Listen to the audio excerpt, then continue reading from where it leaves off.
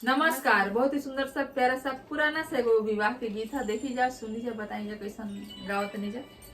उतारत चाइतवा हो बाबा चढ़त बैसाख, उतारत चाइतवा हो बाबा चढ़त बैसाख, देश पैसी खोजी है बाबा पढ़ला दामाद, देश पैसी खोजी है बाबा हरियर बांस, बन पैसी खोजी है बाबा हरियर बांस, कैसे में खोजब हो बेटी पढ़ला दामाद,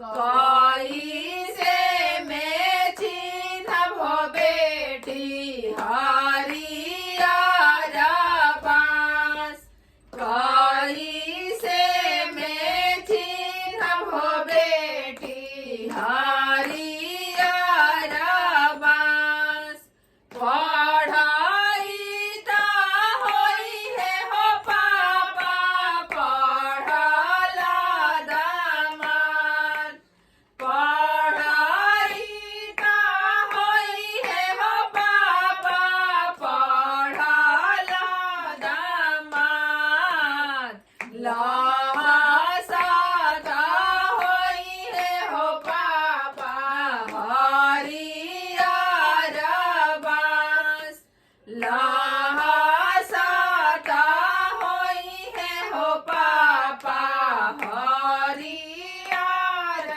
बांस, चारो बसवा गढ़ी हो पापा चारो हीरे कौन, चारो बसवा गढ़ी हो पापा चारो हीरे कौन, एक बसवा गढ़ी हो पापा बेदिया के बीच, एक बसवा गढ़ी हो पापा बेदिया के बीच। धन्यवाद। गाना अच्छा लगे तो वीडियो को शेयर करी जा, लाइक करी जा, चैनल पर नया बनी जा तो सब्सक्राइब जरूर करी जा। धन्यवाद।